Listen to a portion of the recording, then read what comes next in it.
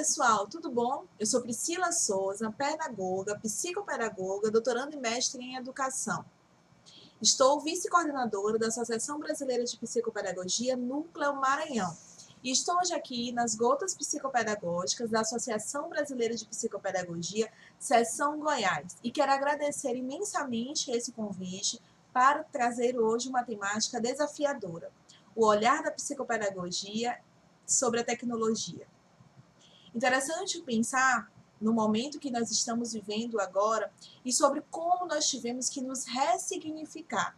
Por isso, quero trazer à menção hoje um livro de Ana Maria Machado, que é Abrindo o Caminho. Ana Maria diz que no meio do caminho de Dante tinha uma selva escura, no meio do caminho de Carlos tinha uma pedra, no meio do caminho de Tom tinha um rio.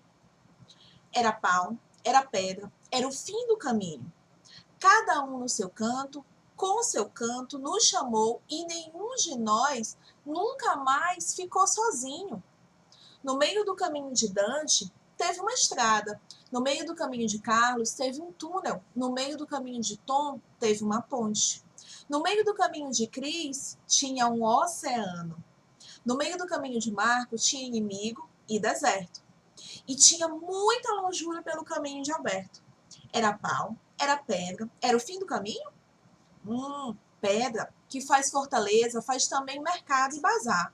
Se eu confessar contigo, disso estou muito certo, consigo me aproximar. Com muito encontro e negócio, inimigo vira amigo, quem está longe fica bem pertinho. A caravana de Marcos se encarregou de provar pau, toco, tábua, madeira, faz navio de navegar. Mastro firme, branca vela, tronco, agora caravela para a distância encurtar. Com coragem sobre as ondas, Cris atravessou o mar. Não há distância para os pássaros, nem para quem cisma de ousar. Alberto pôs na cabeça que ia conseguir voar. Voou, dirigiu seu voo, era isso, o avião. E desde então a longura não atrapalhou mais não. Era pau, era pedra, será ser o fim do caminho? Hoje eu trago esse texto para vocês para refletir sobre como essa pandemia e essas ações que hoje nós estamos vivendo vêm apresentar um novo significado para a prática psicopedagógica.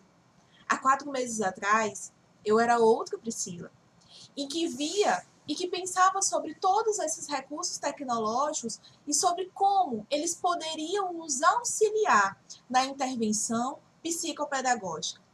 A assistência virtual, com esse olhar psicopedagógico, ela vem sendo proposta a partir não só de diretrizes, mas de pensar e olhar para esse sujeito, olhar para as potencialidades, olhar para os aplicativos, olhar para os recursos e toda a possibilidade de gamificação que hoje nós estamos aqui utilizando. Poderia trazer para vocês os princípios da taxonomia de Bloom gamificada, como a gente fez no curso, mas hoje eu quis trazer para vocês um momento de reflexão sobre quantos caminhos nós abrimos no meio dessa pandemia. A tecnologia nos possibilitou conhecer novos aplicativos.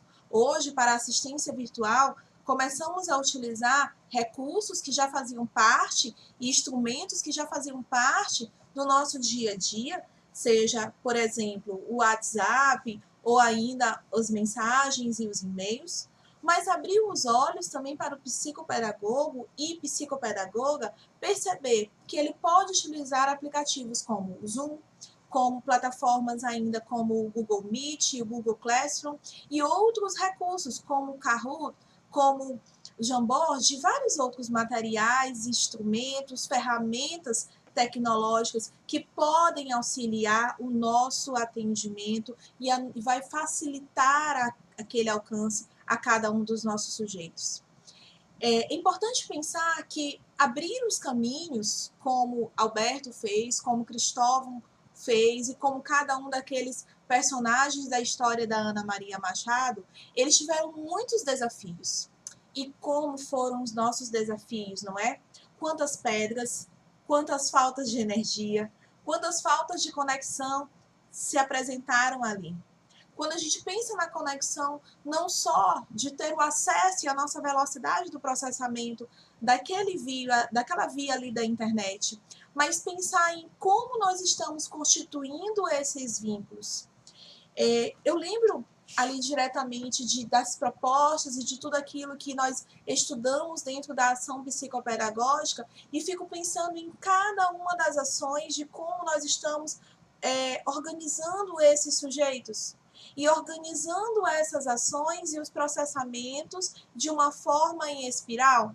Será se nós estamos partindo na nossa ação e na escolha dos nossos instrumentos e ferramentas a partir das necessidades, das potencialidades, daquilo que pode alcançar aquele sujeito? Às vezes o aplicativo mais complexo, o aplicativo mais bonito, talvez não vai alcançar aquele sujeito naquele dia, naquele momento, naquela ação.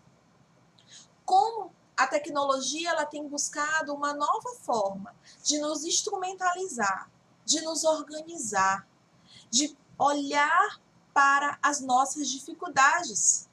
Quantas vezes durante essa pandemia nós percebemos a função da nossa ignorância e percebemos que nós precisamos aprender e somos sujeitos em constante aprendizado. É interessante pensar que a nossa caixa de trabalho e a nossa caixa lúdica, ela está sendo ressignificada. Quando eu penso sobre a utilização de todos esses princípios que fazem parte da nossa ação psicopedagógica, é olhar para todos os apontamentos e os obstáculos, mas olhar para as modalidades e para os estilos de aprendizagens. Em quantas vezes nós paramos durante esse momento que nós estamos vivenciando e que percebemos que o computador agora precisa fazer parte da nossa ação psicopedagógica e ficamos ali, de certa forma, até paralisados, estáticos, de uma forma totalmente sem conseguir desenvolver uma ação, porque apareciam pedras, obstáculos, paus e vários elementos no nosso caminho. Como as ferramentas digitais, elas têm buscado alcançar e elas têm buscado desenvolver esse processo, mas é importante a gente pensar, será que são as ferramentas que desenvolvem o processo? Ou será se é o psicopedagogo, a psicopedagoga? São muitas reflexões, são muitas perguntas para a gente. E o ponto é pensar que eu, quanto psicopedagoga, tendo a minha formação há 2, 5, 10, 20, 40 anos, tive que buscar novos processos, tive que buscar novas práticas, tive que aprender a utilizar essas ferramentas e aprender como elas alcançam o aprendente. Como elas olham para o sujeito cognoscente, como elas olham dentro das suas potencialidades, como elas olham aquele seio. E aí, quando eu penso sobre como aquele recurso olha, eu estou tirando um grande fator. E sabe qual é? Quem olha não é a máquina. Você olha para o sujeito. Você alcança o sujeito. Essas reflexões e de todas as condutas e de interrupções regradas ou desregradas ou graus de afastamento que nós precisamos manter no nosso enquadramento faz nos refletir sobre que propósitos ou quais propósitos estão sendo desenvolvidos ou está sendo desenvolvida a nossa assistência virtual psicopedagógica. E como a psicopedagogia hoje está totalmente vinculada e de braços dados aos usos e meios das ferramentas remotas. Professores que estão aqui também nos assistindo, eu faço um convite a vocês a perceber também as suas práticas.